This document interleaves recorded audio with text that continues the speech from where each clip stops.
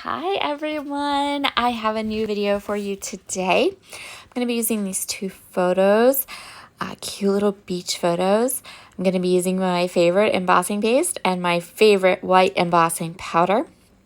I have Uncharted Mariner, Peacock Feathers, and Speckled Egg, Distress Oxide ink, and some gorgeous beached products from 49th and Market. I do have a haul video where I show off all those papers. And my idea today is to play more with embossing paste and embossing powder. This has been really I love to do this. Love it so much. I'm going to grab some washi tape and adhere my stencil to this sheet of white cardstock, and then I'm going to cover the whole paper with the embossing paste. I have been absolutely loving this technique. I know this is the third video that I have using it. It won't be the last for sure because I've been having so much fun with it.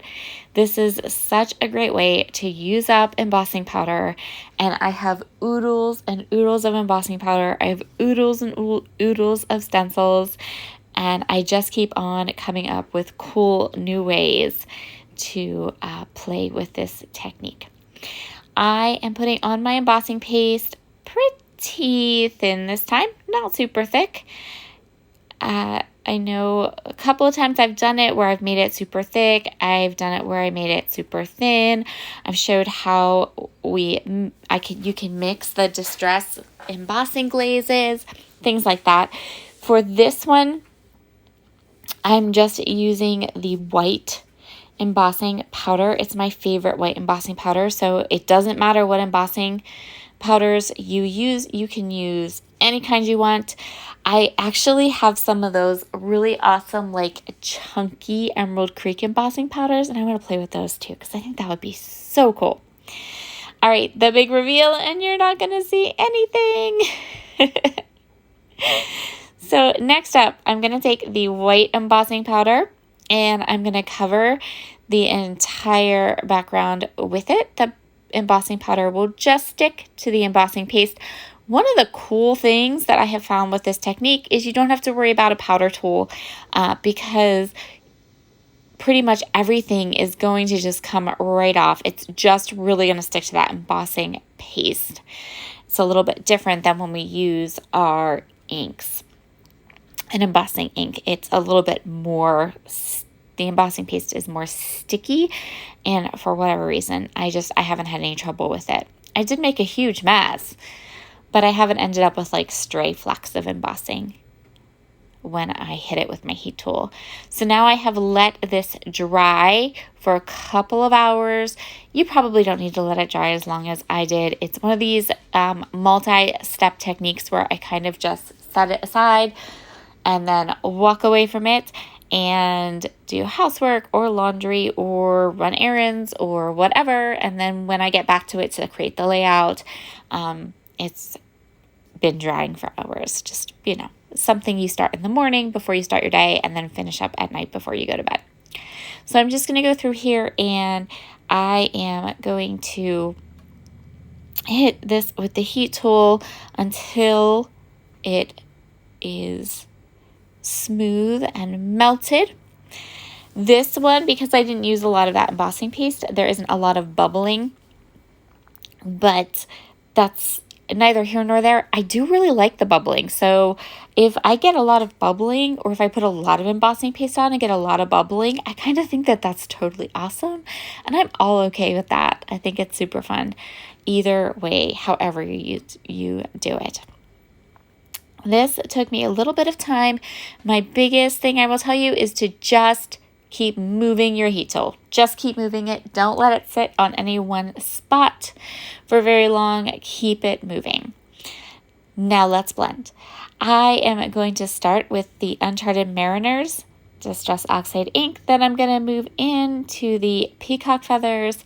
And yep, this is going to make my wrist hurt. And yes, this is a lot of ink blending, but it's 100,000% worth it when you see the end result. So I would say take it color by color. You don't have to go very fast. This looks like I'm going fast because I have it sped up, but Distress Oxide ink dries slowly, so it's okay. And plus, none of that Distress ink is going to dry onto the stencil, which you're going to see in a second. The last color that I am using is Speckled ink.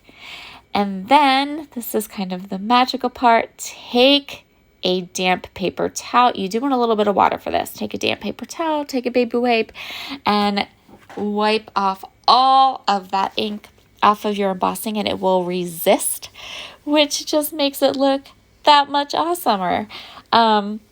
And your background is finished. You can just scrapbook on it now. You don't have to wait for anything to dry.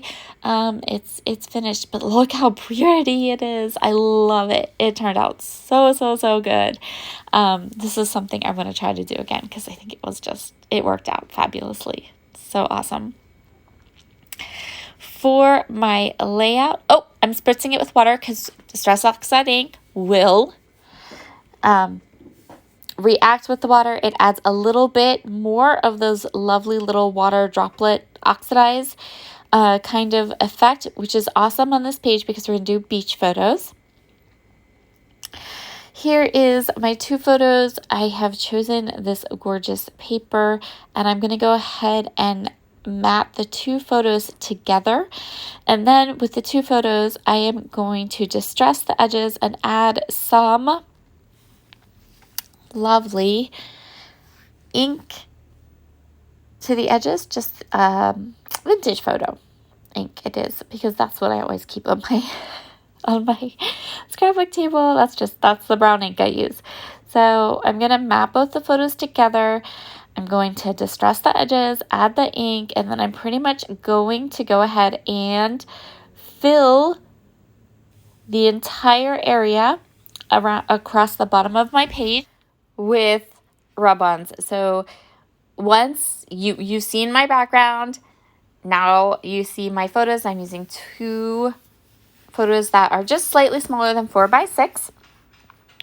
And so I'm not going to have a lot of room to embellish, and that's okay. I don't need a lot of room to embellish.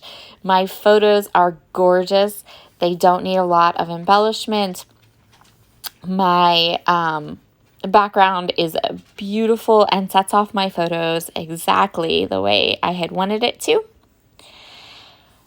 So now I can just fill in that bottom piece. You can see all the rub-ons I've used. And I'm also using some of the beautiful new designs of Canvas Flare from Scrap and Happy Studio. I love this Canvas Flare. It is such a fabulous product, so different than anything else, and so neat. It's not like a typical kind of shiny flare. It has this gorgeous, like fabric-y kind of feel to it. It's not super thick. I love these flares. And you can see here how gorgeous this set of flares is going to set off my photos. And again, I just have those little rub-on details. So I place them all along the bottom and sides of my photos. And then that little piece across the bottom is just a branding strip from the same sheet of paper that I used to mat my photos with. And you can put rub-ons right over your embossed areas. You can see that I'm doing that here. And I am adding some of that kind of extra detail to my page. I really, really love this Beached collection from 49th and Market. I didn't get a lot of it, but I really love the pieces of it that I was able to get. And I am using red line tape to put on my flare. I would say if you tried this at home and you want to put an embellishment over top of the embossed area, if you're going to use the paper embellishment, use glue.